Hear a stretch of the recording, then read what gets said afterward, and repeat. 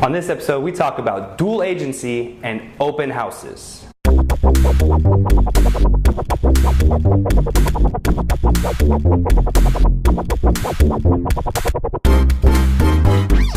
Hi guys, welcome to Ask a Realtor. My name is Jason Cassity with City Consulting Group in downtown San Diego. This is episode 7, so thanks for coming back or tuning in for the first time. If it is your first time, check out the playlist to the side. You find episodes 1 through 6. Catch on up and start enjoying the show. And if you want to make sure that you never miss a new episode, make sure you subscribe to our channel below.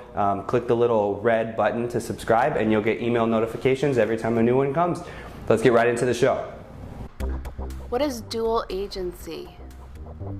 What is dual agency? That's a great question. I've actually had to answer it in person a couple times within this last month or so. There's a couple forms of dual agency that come into play with real estate. One is dual agency brokerage. The other is dual agency agent. Dual agency agent is probably the one that gets asked the most, so I'll cover that in detail. Dual agency brokerage is in play. It's a disclosure that we have to provide as the listing agent if someone else in our brokerage brings the buyer. So here at City Consulting Group, we're a small boutique brokerage. There's 5 agents here in the office. Hypothetically, if I were to take a listing and another agent in my office brought the buyer, we would have a situation where we had dual agency brokerage. It's just a disclosure that we provide to our seller, letting you know that the buyer is also being represented by our office.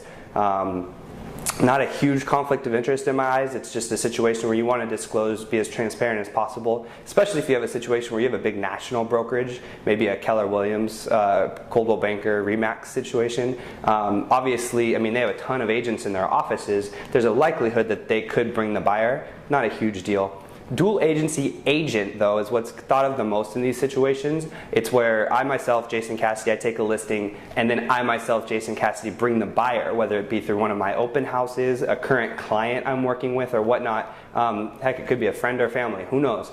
But the point is, it gets into a gray area for a lot of people, because as the listing agent for this house, I signed a fiduciary responsibility to my client to get them the best price possible, the best deal possible.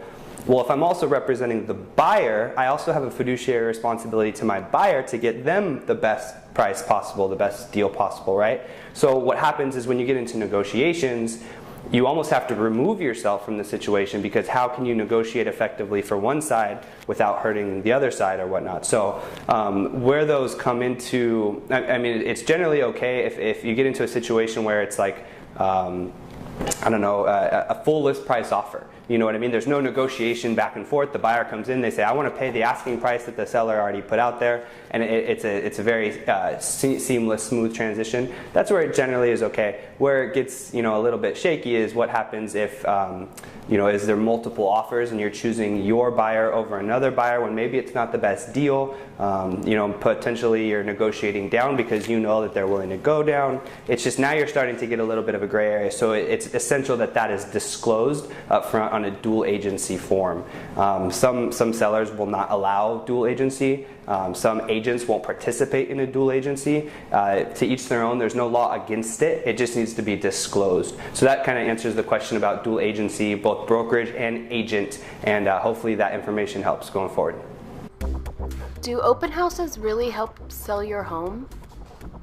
Does an open house really sell the home? That's turned into a great question. I think the open house and the role of the open house has kind of morphed over the past 10 years or so, especially with the increase in online usage, right? So back in the day when all the homes for sale were just listed in the newspaper and maybe the realtor had an MLS book, but the only way to get into that home was to go to an open house, right? Or to call an agent and schedule an appointment. The open house was a lot more prevalent because you wanted to let everybody know that the home was for sale, and you know, unless the people in your neighborhood or whatnot were reading the newspaper at that specific time, they may not know. But now with Zillow, Trulia, and you know, agent websites and whatnot, you pretty much know every home for sale in your neighborhood just by logging in. You know, you can find out in 5 minutes what's for home or what's for sale in your area. So the open house, in that sense, has become a lot less prevalent to help sell your home. Because getting awareness out there is just so much easier. Now, what it has morphed into actually is a huge lead generation tool for the realtor. the realtor who sets up the open house is going to have neighbors come through, maybe asking questions about what their house is worth, and then the realtor is right there to help them out. Or maybe they're holding the open house and Jack and Jill from across the street just kind of wander over and say, hey, we're thinking about buying, and do you have an agent? No. Well, here you go, here's my card. So it's turned into a huge lead generation tool for the agent themselves, which is why you see a lot of houses, open houses still going on, is because the agents are holding them open to try to capture business. But the thing is they do still help. It doesn't hinder necessarily the sale process. And so as a listing agent, when you sit down and you're sitting across from your seller and you say, I'm going to do everything possible to sell your home, the open house is included in that, because there is a small finite percentage of homes that do sell because of the open house. I just took an offer last week. The lady came through during one of my open houses over the weekend. It was the third open house I actually did on this property.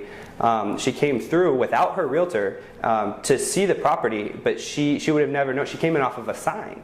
So in essence, this open house did get that lady in. Maybe she would have seen it online a couple days later. Maybe she would have scheduled an appointment later on or whatnot.